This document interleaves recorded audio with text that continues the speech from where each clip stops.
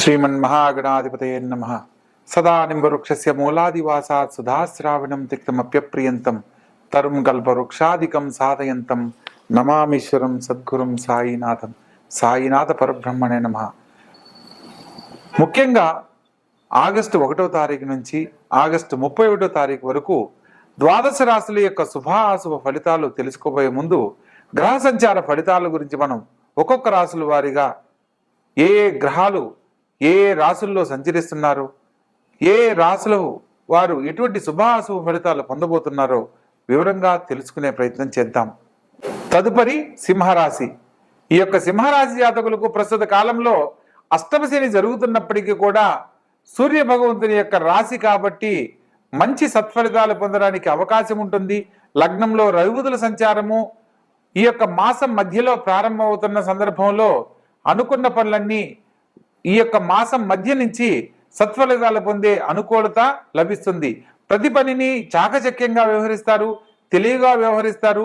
మీ యొక్క తెలివితేటలే మీ యొక్క విజయానికి కారణమైన సత్యాన్ని తెలుసుకుంటారు। అదేవిధంగా ధనస్థానంలో కుజగ్రహ సంచారం చేత కొన్ని సందర్భాలలో మీరు తీసుకునే ఖచ్చితమైన నిర్ణయాలే మిమ్మల్ని కొన్ని సందర్భాలలో ఇబ్బందికి గురి చేస్తాయి అన్న సత్యాన్ని కూడా గమనిస్తూ ఎదుటివారితో మాట్లాడేటప్పుడు ఆచితూచి వ్యవహరించాలి అన్న సత్యాన్ని తెలుసుకోవాలి। ఎవరితో కూడా ఖచ్చితంగా మాట్లాడే వైఖరిని కొంత మార్చుకోవడం ఎంతో తప్పనిసరి అన్న సత్యాన్ని తెలుసుకోవాలి। ప్రత్యేకంగా సప్తమ స్థానంలో రాహుగ్రహ సంచారం చేత జీవిత భాగస్వామితో వాగ్వివాదాలు కలగకుండా జాగ్రత్త పడాలి।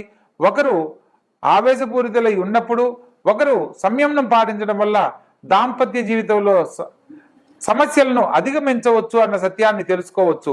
ప్రత్యేకంగా అష్టమ స్థానంలో శని సంచారం జరుగుతున్న కారణంగా ఆరోగ్యరీత్యా ఎన్ని సమస్యలు ఎదురైనప్పటికీ సంపూర్ణ ఆరోగ్యాన్ని పొందే అవకాశం లభిస్తుంది।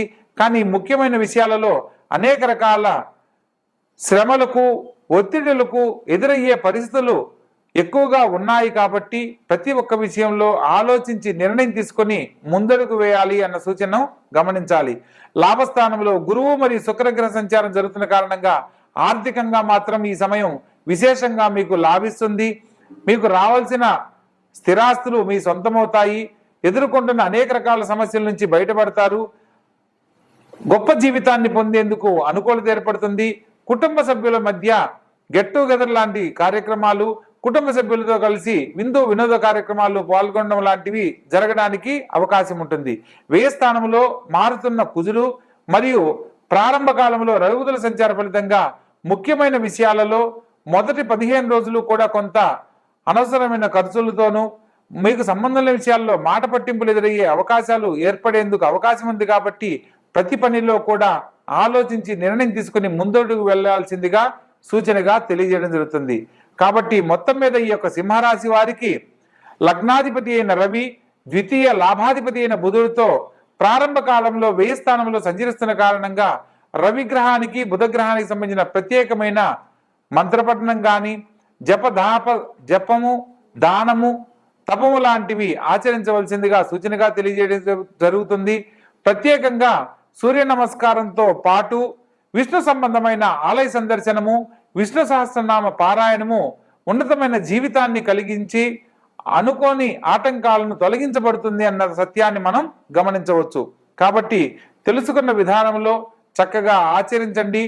ప్రత్యేకంగా శని భగవంతునికి సంబంధించి నల్ల నువ్వులు, నువ్వుల నూనె, నల్ల వస్త్రము, పీచుదీన టెంకాయ మరియు 2 ఇస్తరాకులు పారే జలంలో శనివారం నాడు శనిహోరా కాలంలో గనక వదిలినట్లయితే అతి శీఘ్రముగా అష్టమ శని యొక్క ఫలితాలన్నీ తొలగిపోయి శని భగవంతుని యొక్క అనుగ్రహం కలుగుతుంది।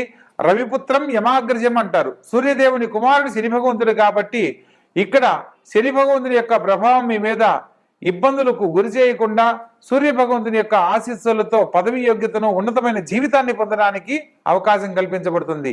కాబట్టి తెలుసుకున్న విధానాన్ని చక్కగా ఆచరించి ఆనందకరమైన జీవితంలో జీవించండి। తదుపరి కన్యారాశి।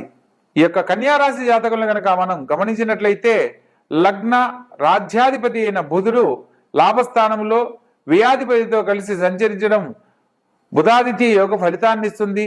ప్రత్యేకంగా ప్రారంభ కాలంలో మీరు ఖచ్చితంగా మాట్లాడే మీ యొక్క వ్యవహార శైలిని మార్చుకోవడం తప్పనిసరి। ఖచ్చితంగా తీసుకునే నిర్ణయాల వల్ల కొన్ని ఇబ్బందులు ఎదురవుతాయన్న సత్యాన్ని కూడా గమనించవచ్చు. కొన్ని సందర్భాలలో మీరు చాలా కఠిన నిర్ణయాలు తీసుకొని ముందడుగు వేస్తూ ఉంటారు. ఆలోచించి నిర్ణయం తీసుకోవాలి. మరియు షష్టమ స్థానంలో రాహుగ్రహ సంచారం చేత మీరు ఎవరినైతే ముఖ్యమైన వ్యక్తులుగా భావిస్తారో వారి వైపు నుంచి చిన్న చిన్న విభేదాలు ఏర్పడే అవకాశం ఉంటుంది. కాబట్టి ప్రతి ఒక్కరితోనూ ఆచితూచి వ్యవహరించండి. ఉద్యోగ వ్యాపార విషయాలలో పై అధికారులతోనూ మరియు వ్యాపార విషయాలలో తోటి భాగస్వాములతోనూ వాగ్వివాదాలకు వెళ్ళకూడదన్న సత్యాన్ని తెలుసుకొని నడుచుకోవాలి. అదేవిధంగా సప్తమ స్థానంలో శని సంచారం జరుగుతున్న కారణంగా కళ్యాణ జీవితానికి సంబంధించి ఎదురు చూస్తున్న వారికి వివాహ జీవితానికి సంబంధించి కొంత ఆలస్యం జరిగే అవకాశం ఉన్నప్పటికీ శని భగవంతునికి సంబంధించిన కొన్ని పరిహారాలు ఆచరించాలి. ప్రత్యేకంగా జీవిత భాగస్వామితో వాగ్వివాదాలకు వెళ్ళకూడదన్న సత్యాన్ని తెలుసుకోవాలి. ఈ సందర్భంలో అనుకోని సంఘటనల కారణంగా దాంపత్య జీవితంలో చిన్న చిన్న మాట పట్టింపులు ఎడబాటు ఏర్పడేందుకు అవకాశం ఉంటుంది. కాబట్టి ప్రతి విషయంలో కూడా సంయమనం పాటిస్తూ వాగ్వివాదాలకు లోను కాకుండా జాగ్రత్త పడాలి. అదేవిధంగా రాజ్యస్థానంలో చతుర్థ సప్తమాధిపతి అయిన గురుగ్రహ సంచారం చేత వృత్తి ఉద్యోగ వ్యాపారాలలో విశేషమైన లాభాలు పొందుతారు. ఉన్నతమైన పదవీ యోగ్యత లభిస్తుంది. గొప్ప జీవితాన్ని అందుకునేందుకు ఇది అత్యుత్తమమైన కాలంగా చెప్పడం జరుగుతుంది. లాభస్థానంలో రవి బుధుల సంచారం జరుగుతున్న కారణంగా బుధాదిత్య యోగము, రాజకీయ రంగంలో ఉన్న వారికి పదవి యోగ్యత పలుకుబడి ఏకకాలంలో లభించేందుకు ఇది అత్యద్భుతమైన కాలంగా చెప్పడం జరుగుతుంది.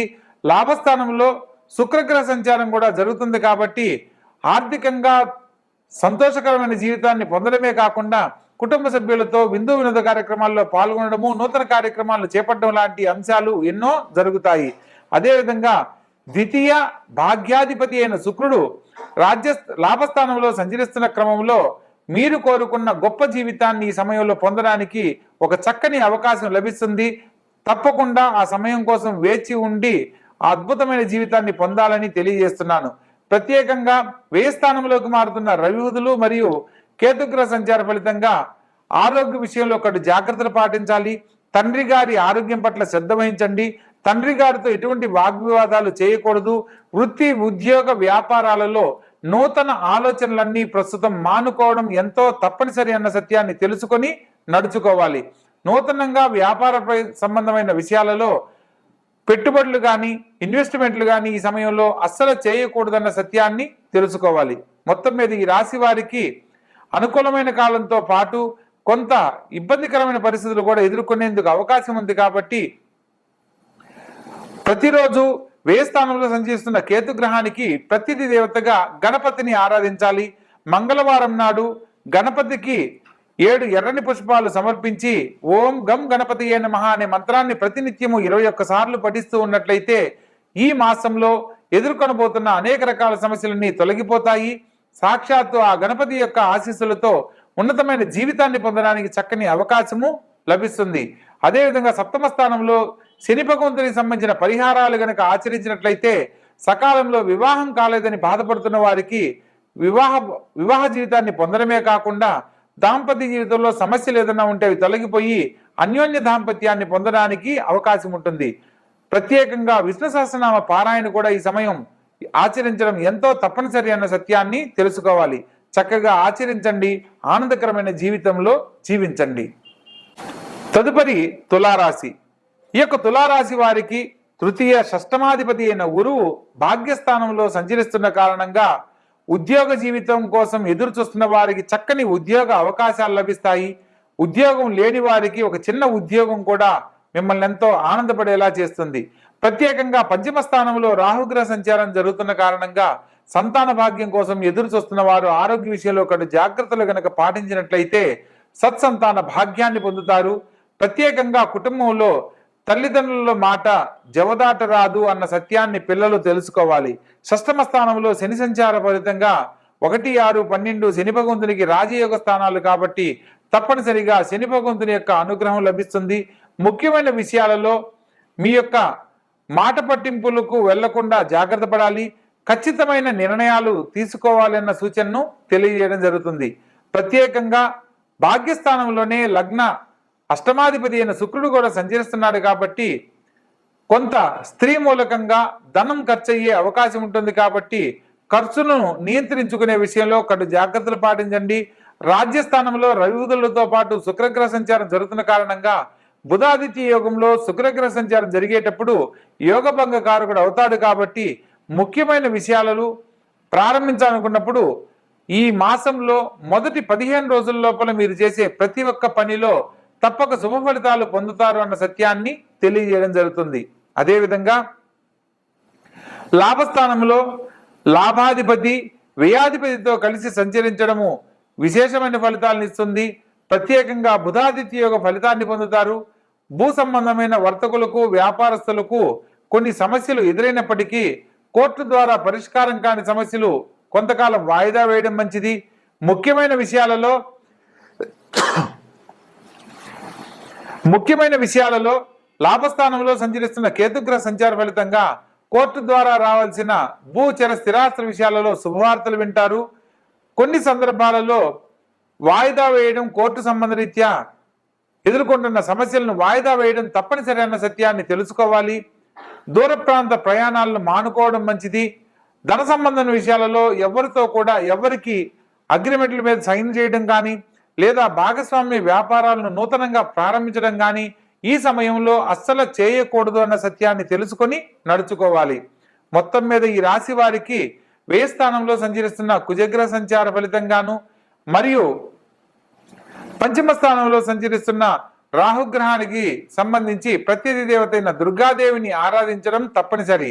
సుబ్రహ్మణ్యేశ్వర స్వామిని మరియు రాహుగ్రహానికి ప్రత్యేక దేవతగా దుర్గాదేవిని ఈ మాసంలో ఆరాధిస్తూ శనివారం నాడు రాహుకాల దీపంతో అమ్మవారి ఆలయంలో అమ్మవారిని ఆరాధించిన వారికి అనేక రకాల సమస్యలు తొలగిపోయి సకాలంలో శుభ ఫలితాలు పొందడానికి అవకాశం ఉంటుంది. ఆర్థికపరమైన అనేక రకాల సమస్యల నుంచి బయటపడడానికి సుబ్రహ్మణ్యేశ్వర స్వామిని ధ్యానించండి, పూజించండి. ఓం శం శరవణ భవాయ నమః అనే మంత్రాన్ని ప్రతినిత్యము 21 సార్లు పఠించండి. మీరు కోరుకున్న గొప్ప జీవితాన్ని అతి శీఘ్రంగా పొందడానికి అవకాశం ఏర్పడుతుంది. ఆచరించండి, గొప్ప జీవితంలో స్థిరపడండి.